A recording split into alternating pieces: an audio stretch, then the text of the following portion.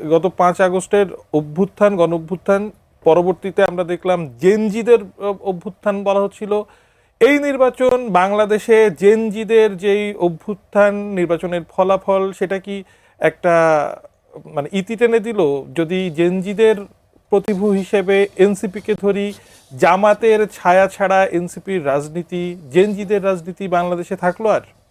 না, আমি আসলে এইভাবে জেনজিদের একটা জেনারেলাইজেশন মোটেও করতে চাই না। This Gen Z can be hour asset, because তাদের অনেক প্রতিভা আছে, বাট তাদেরকে যে মিসগাইড করা হয়েছে, বরঞ্চ যে বা যারা এই মিসগাইডিংটা করেছে আমি তাদেরকে অ্যাকিউজ করতে চাই, কারণ এটা আমাদেরই দায়িত্ব যে to let them know what is happening over there. দেখেন, এই যে ইলেকশনটা হয়েছে, এই ইলেকশনটা কোনোভাবেই আমি বলবো না, এটা হয়তো শুনতে খারাপ লাগবে, যদি বিএনপি ভেবে থাকে যে এই ইলেকশনের সকল ভোটটা তার দলে যেয়ে পড়েছে, না, ঘটনাটা এখন ঘটেনি। গত 1.5 বছরে ইভেন ইনক্লুডিং এই জেনজি বলেন, যারা এই করেছে, তারা আসলে এই ভোটটা এই জন্য দিয়েছে বিকজ তারা মবকে না বলেছে, বিকজ তারা নারীর প্রতি বিদ্বেষমূলক অনলাইন বুলিংকে না বলেছে, বিকজ তারা মাজার ভাঙা, আপনার মন্দির ভাঙা, সংখ্যালঘুদের উপরে আক্রমণ, তাদেরকে না বলেছে।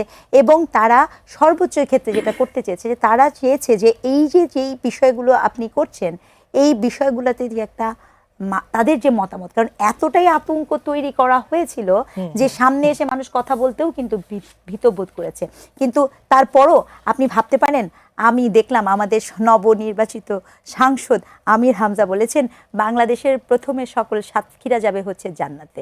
এখন সংসদেও যে জান্নাতের টিকিট বের হবে কিনা, অথবা আইন পাস হবে কিনা, সেটি নিয়ে কিন্তু আমি শঙ্কিত। তবে আমি মনে করি আমাদের জেনজিদেরকে যৌক্তিক করা, আমাদের তরুণদেরকে যৌক্তিক করা, সম্মিলিতভাবে এবং ঠিকটাকে ঠিক বলা এবং ভুলটাকে ভুল বলতে পারার জায়গাটা আমাদেরকেই তৈরি করা। দর্শক প্রশ্ন করেছিলেন যে তারেক রহমান আওয়ামী লীগকে রাজনীতি করার সুযোগ দিবেন কিনা, সেই প্রশ্নের আলোকে আমি জানতে চাই যে শেখ হাসিনার বিচারের ব্যাপারটা আজকে তারেক রহমান ইন্টারকন্টিনেন্টালে একজন সাংবাদিকের প্রশ্নের জবাবে বলছেন যে আওয়ামী লীগের রাজনৈতিক কার্যক্রম মানে আইনি ব্যবস্থার উপরেই আসলে নির্ভর করবে আওয়ামী লীগের রাজনীতি। আমি জানতে চাই যে আওয়ামী লীগের রাজনৈতিক কার্যক্রমের উপরে নির্বাহী আদেশের যে স্থগিতাদেশটা আছে, সেটা একটি সেই বিষয়ে একটা সিদ্ধান্ত তো তাহলে তারেক রহমানকে নিতে হচ্ছে অচিরেই।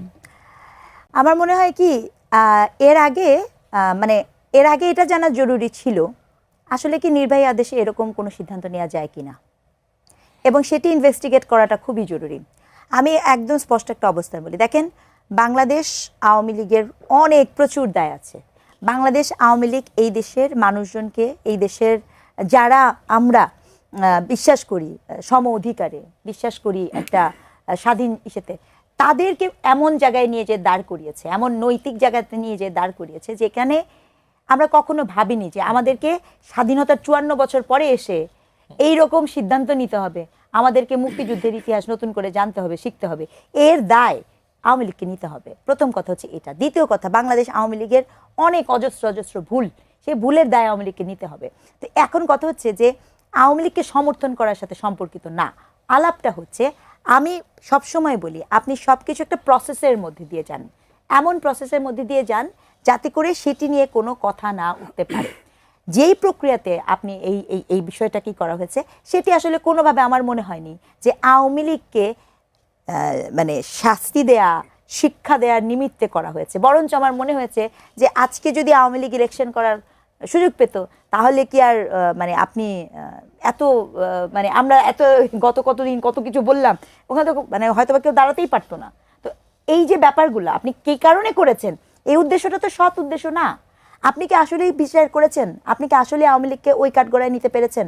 আওয়ামী লীগের যে সকল মানে কি বলবো দুর্বৃত্তায়ন, আওয়ামী লীগের যে সকল অবক্ষয়, আওয়ামী লীগের যে সকল এই যে উগ্রবাদী দেশ বলা হচ্ছে যে অলিগার্কদের সৃষ্টি হয়েছিল, সেই অলিগার্কদের কাউকে কি আমরা দেখলাম? হ্যাঁ, কাউকে না, কাউকে আপনি দেখেননি। অথচ এটাও জানা যায় যে তাদেরকে সুন্দর মতো যাওয়ার ক্ষেত্রে সহযোগিতাই বা করলো কারা।